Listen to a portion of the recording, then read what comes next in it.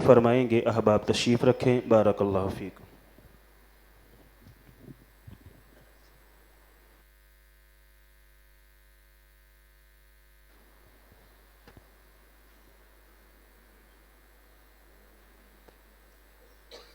ساتھی قریب قریب تشریف لے آئیں.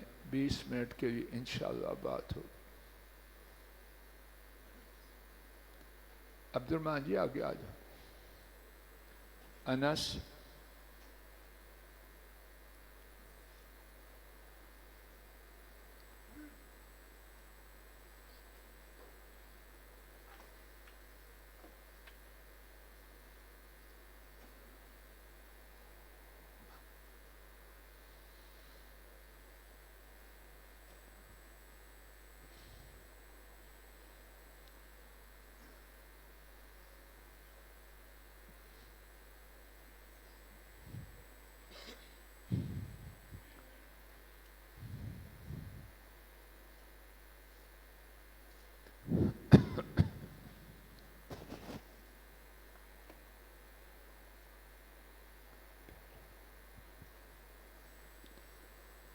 الحمد للہ وکفی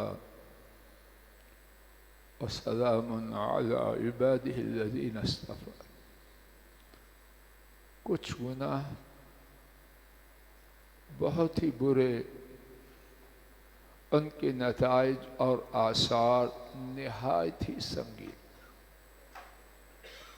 ہمارے نبی کریم صلی اللہ علیہ وسلم کو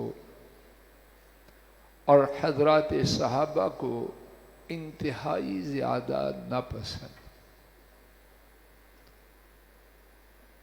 اور وہ گناہ ایسے کہ اگر کوئی ہمارے ساتھ اس گناہ کا ارتکاب کرے تو ہمارا دماغ پھٹنے لگے. لیکن ہمارا اپنا حال یہ کہ کہنے اور سننے والوں کی ایک بڑی تعداد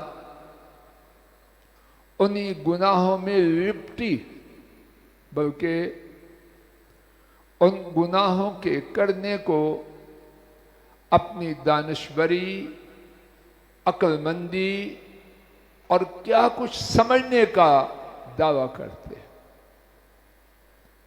ایسے ہی گناہوں میں سے ایک سر فہرست گناہ جھوٹ کا بولنا ہے. کون بچا ہے؟ اللہ جانے. اس گناہ کی زد میں کہنے والے اور سننے والے ایک بہت بڑی تعداد اس میں پھنسی ہے.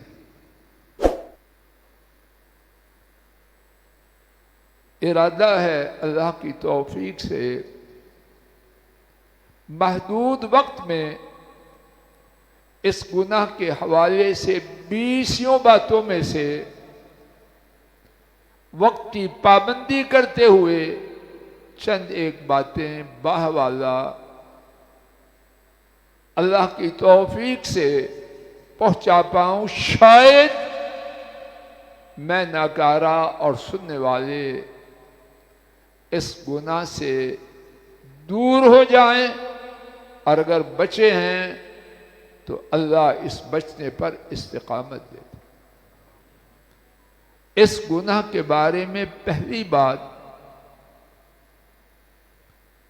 اس گناہ کے کرنے کا ایمان سے کوئی تعلق نہیں. ایماندار ہو اور یہ گناہ کرے، کتاب و سنت اس کی نفی کرتے ہیں. 14واں پارہ سورہ النحل آیت شریفہ 105، اللہ مالک نے فرمایا انما یفتری الکذب الذین لا یؤمنون بآیات اللہ. در حقیقت جھوٹ وہ بولتے ہیں جن کا اللہ کی آیات پر ایمان نہیں. کتنی خوفناک بات. امام بزار اور امام ابو یعلا نے سیدنا سعد رضی اللہ عنہ سے روایت کیا، ہمارے نبی کریم صلی اللہ علیہ وسلم نے فرمایا کل خلہ یتبع علیہ المؤمن الا الخیانۃ والکذب او کما قال صلوات ربی وسلام علیہ. پوری توجہ، میں کہنے والا اور نہ کارے، میں کہنے والا نہ کارا اور آپ سب فرمائیں. غفلت میں ڈوبے نہ رہیں، ہوش کریں.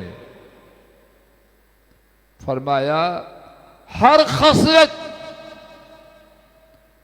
ایماندار میں ہو سکتی ہے لیکن دو وہ نہیں ہو سکتی. ہر خصلت ایماندار میں ہو سکتی ہے لیکن دو نہیں. کون سی وہ دو خصلتیں ہیں؟ الا الخیانۃ والکذب. ایمان ہو خیانت کرے نہیں، ایمان ہو جھوٹ بکے نہیں. اب میں آپ کون ہوں؟ کسی کے فتویٰ کی ضرورت نہیں. حدیث کا مبارک آئینہ میرے اور آپ کے سامنے ہے، اپنے بارے میں خود فیصلہ کریں. سیدنا صدیق رضی اللہ تعالی عنہ نے فرمایا، حضرات ائمہ وقیع، احمد، حناد اور ابن ابی دنیا، چار محدثین نے ان کے فرمان کو روایت کیا.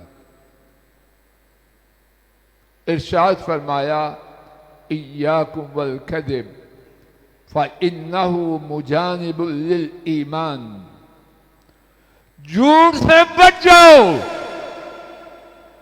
جھوٹ اور ایمان الگ الگ ہیں، جدا جدا ہیں. کیا مقصد؟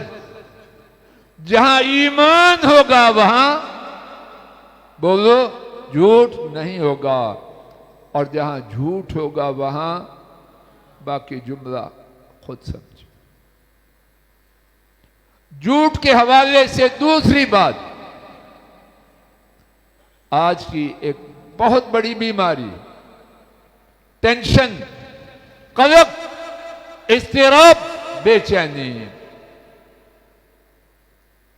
اس کے اسباب ہیں. ایک بنیادی سبب، آئیے ان کی زبان مبارک سے سنیے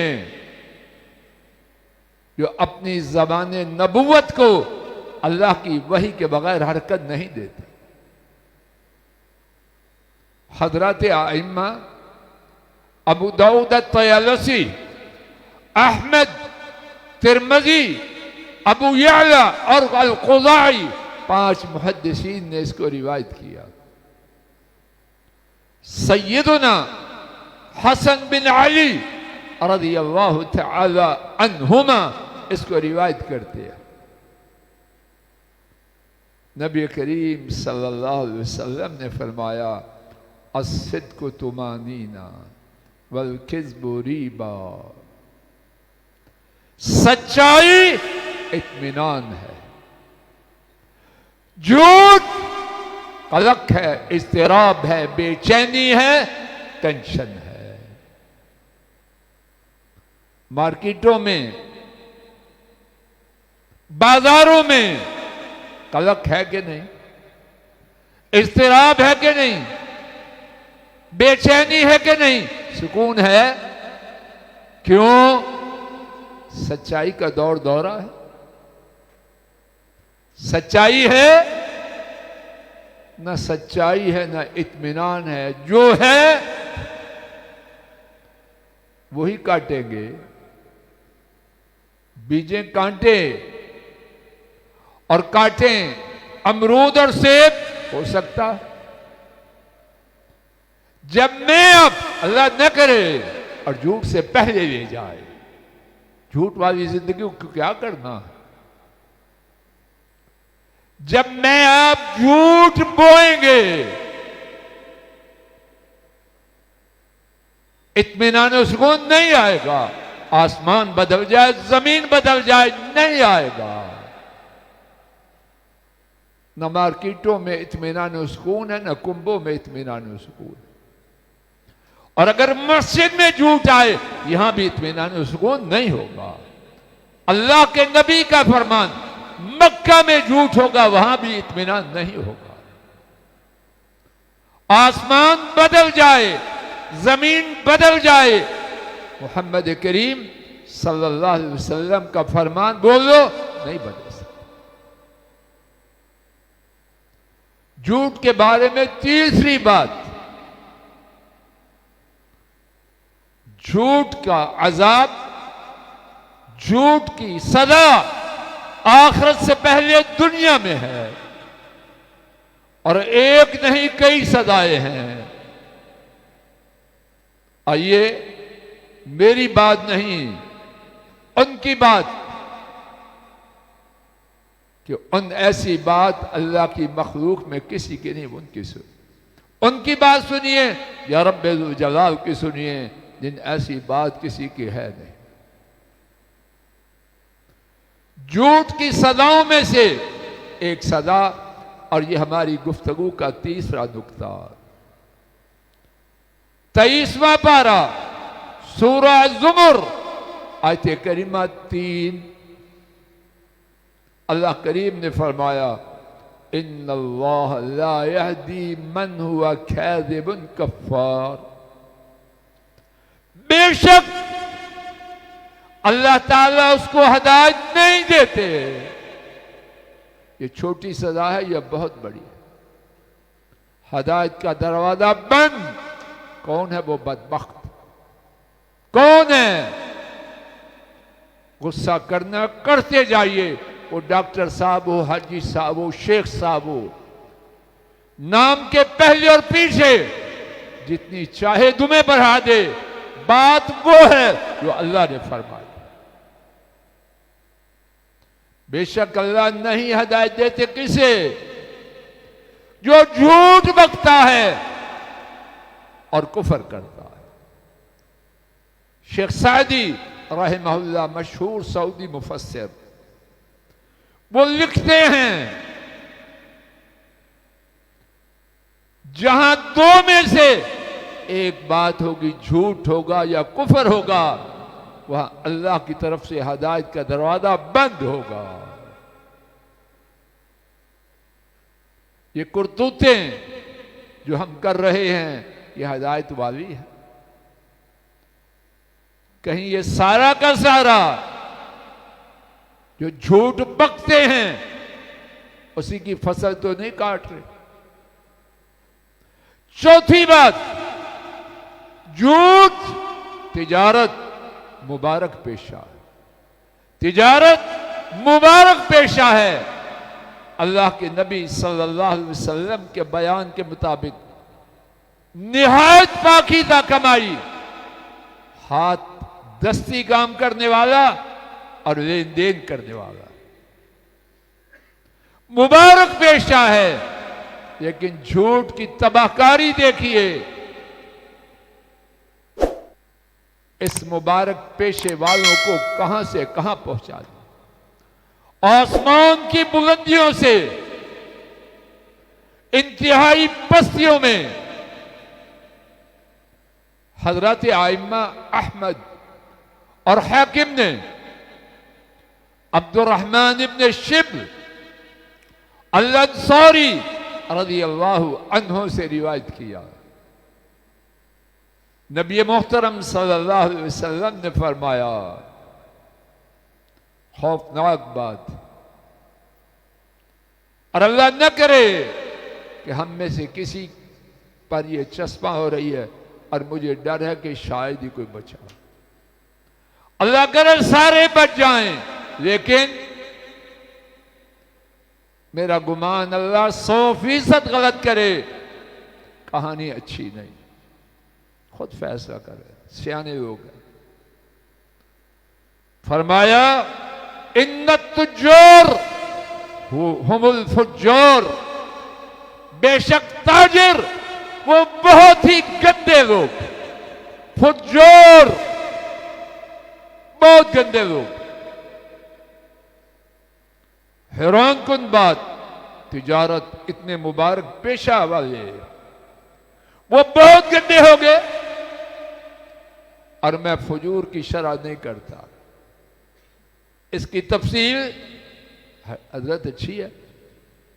گندگی گندگی، بہت بڑے فاجر کون ہیں؟ وہ ڈاکٹر صاحب ہو، حاجی صاحب ہو، شیخ صاحب ہو، کوئی صاحب ہو، ہے وہ جو اللہ کے نبی صلی اللہ علیہ وسلم نے اس کا نام رکھا۔ کیا ہے نام؟ بہت بڑا فاجر۔ صحابہ حیران ہیں، پوچھتے ہیں کہ اللہ نے لین دین کو حلال نہیں کیا؟ نبی کریم صلی اللہ علیہ وسلم نے تاجروں کے بہت بڑے فاجر ہونے کے دو اسباب بیان کیے، سن لیجئے، اور جہاں جہاں یہ دونوں سبب پائے جائیں، مسجد سے نکلنے سے پہلے ارادہ کر کے جائیں، جو ہو چکا اللہ معاف کرے، اس کے بعد نہیں ہوگا۔ فرمائے ان التجار، فرمایا بلا شبہ تاجر لوگ جب بولتے ہیں جھوٹ بولتے ہیں، اور جب قسم کھاتے ہیں گناہ کرتے ہیں۔ کیا مطلب؟ بول میں جھوٹے، قسم میں کھوٹے، اور کھوٹا قسم، کھوٹی قسم وہ بھی جھوٹ ہی کی صورت ہے۔ تو تاجروں کو بہت بڑے فاجروں میں کس چیز نے شامل کیا؟ جواب دو۔ جھوٹ بولا، جھوٹی قسم کھائی، بلندی سے گرے اور پستی کی بہت گہرائی میں پڑے۔ پانچویں بات، کچھ عقل مند لوگ دعویٰ کرتے ہیں، کہتے ہیں کیا کریں، جھوٹ کے بغیر گاڑی نہیں چلتی۔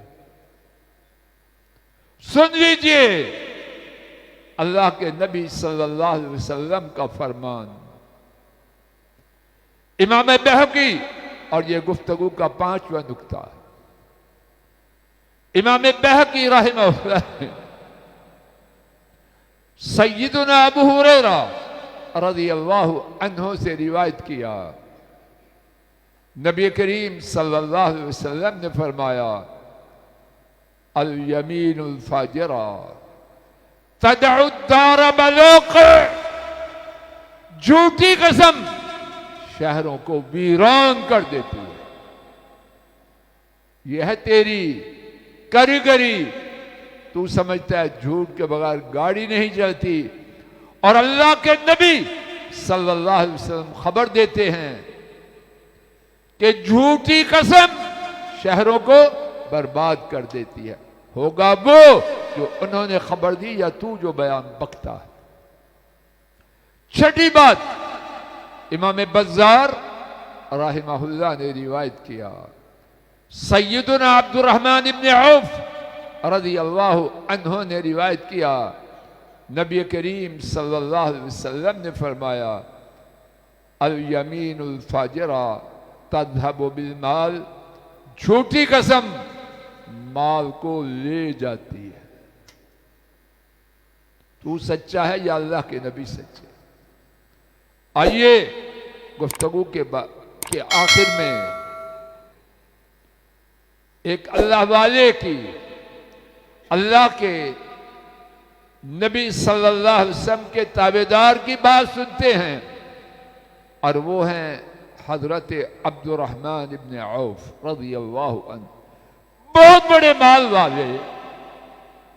امام ابن ابی جمرہ نے اپنی کتاب بہجت النفوس میں ان سے نقل کیا، उनसे पूछा गया आप बहुत ज्यादा मालदार कैसे हुए? मदीना तैयबा हिजरत कर गए, कुछ भी नहीं था, अल्लाह ने इतना माल दिया, नामवर मालदारों में शामिल हो गए। पूछा गया आप इतने मालदार कैसे हुए? उन्होंने अपने मालदार होने के 4 असबाब बयान किए। मेरे भाई ताजिर और बाकी लोग भी उंगलियों पर चारों असबाब को गिन लीजिए। फरमाते हैं मादल्लस, मैंने कभी सौदा में हेरा फेरी नहीं की। वला कज़ब, कभी झूठ नहीं बोला। वला बिअतु बिदैन, उधार नहीं बेचा। वला रद्दतु फज़लन अय्य शैइन कान, जब सौदा में कोई नफा मिले तो मैंने गाहक को जाने नहीं दिया। 4 असबाब उनके मालदार होने के। नंबर 1 सौदे में हेरा फेरी, नंबर 2 झूठ नहीं बोला, नंबर 3 उधार नहीं बेचा, नंबर 4 जो नफा आए उसको छोड़ा नहीं। अल्लाह करीम अपने फजल करम से कहने वाले नाकारे को, सब सुनने वालों को झूठ की लानत से बचा ले, और जो करतूत कर चुके हैं अल्लाह वो माफ़ कर दे, और आइंदा झूठ के हमारी ज़बान पर आने से पहले सच्चाई के साथ अपने पास ले जाए। व आखिर दावाना अनिल हम्दुलिल्लाहि रब्बिल आलमीन।